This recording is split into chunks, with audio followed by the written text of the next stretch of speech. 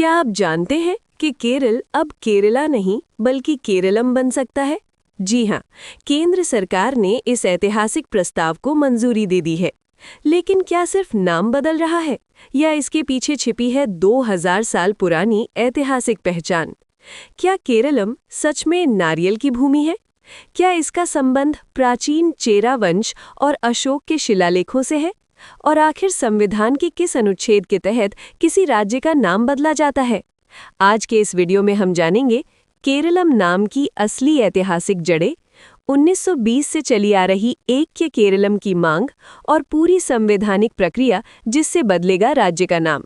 तो वीडियो को अंत तक जरूर देखिए, क्योंकि आज हम सिर्फ एक नाम नहीं बल्कि एक पहचान की कहानी समझने वाले हैं। केंद्रीय मंत्रिमंडल यानी यूनियन कैबिनेट ने केरल राज्य का नाम आधिकारिक रूप से केरला से बदलकर केरलम करने के प्रस्ताव को मंजूरी दे दी है। ध्यान देने वाली बात यह है कि मलयालम भाषा में राज्य को पहले से ही केरलम कहा जाता है, यानी ये बदलाव किसी नए नाम को अपनाने के लिए नहीं, बल्कि स्थानीय भाषा और सांस्कृतिक पहचान को संवैधानिक मान्यता देने के लिए किया जा रहा है। अब हम इसके ऐतिहासिक और भाषाई पृष्ठभूमि पर ध्यान देते हैं। शब्द की उत्पत्ति। केरा प्लस अलम। केरा का अर्थ है नारियल, अलम का अर्थ है भूमि। इस प्रकार केरलम का अर्थ हुआ नारियल की भूमि, यानी लैंड ऑफ कोकोनट्स।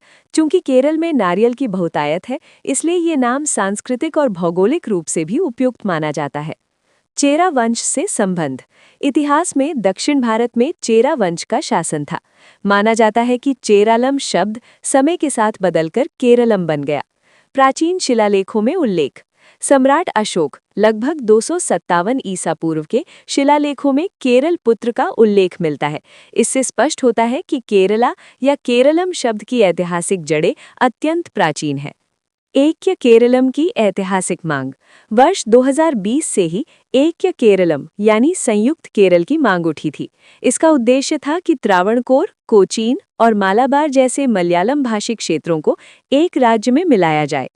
राज्य का गठन। 1 नवंबर 1956 को राज्यों के पुनर्गठन अधिनियम के तहत केरल राज्य का आधिकारिक गठन हुआ। हालांकि भारतीय संविधान में इसका नाम केरला दर्ज किया गया, न कि केरलम। अब जानते हैं कि नाम परिवर्तन की प्रक्रिया कैसे शुरू हुई। विधानसभा का प्रस्ताव। केरल विधानसभा ने 2023 में राज्य का नाम केरलम करने के लिए प्रस्ताव पारित किया। बाद में 2024 में दोबारा प्रस्ताव पारित किया गया, जिसमें तकनीकी सुधार किए गए। इसके बाद ये प्रस्ताव केंद्र सरकार को भेजा गया। केंद्रीय मंत्रिमंडल की मंजूरी। केंद्रीय मंत्रिमंडल ने इस प्रस्ताव को मंजूरी दे दी है, लेकिन अभी संसद की औपचारिक प्रक्रिया पूरी होना बाकी है। तो चलिए देखते हैं संवैधानिक प्रक्रिया, नाम कैसे बदला जाता है। राज्य का नाम बदलने के लिए भारतीय संविधान में स्पष्ट प्रक्रिया दी गई है। प्रथम अनुसूची। संविधान की प्रथम अनुसूची में भारत के सभी राज्यों और उनके क्षेत्रों की सूची दी गई है। नाम बदलने के लिए इस अनुसूची में संशोधन करना आवश्यक होता है। अनुच्छेद 3। अनुच्छेद 3 संसद को ये शक्ति देता है कि वो राज्य की सीमाएं बदले, क्षेत्र का विभाजन करे, नए राज्य बनाए या राज्य का नाम बदले। अनुच्छेद 4। अनुच्छेद 4 कहता है कि अनुच्छेद 2 और 3 के तहत बनाए गए कानूनों को संवैधानिक संशोधन नहीं माना जाएगा, इसलिए इसके लिए विशेष बहुमत की आवश्यकता नहीं होती। साधारण बहुमत पर्याप्त होती है। पूरी प्रक्रिया चरणबद्ध तरीके से। राष्ट्रपति की अनुशंसा से संसद में विधेयक प्रस्तुत किया जाता है।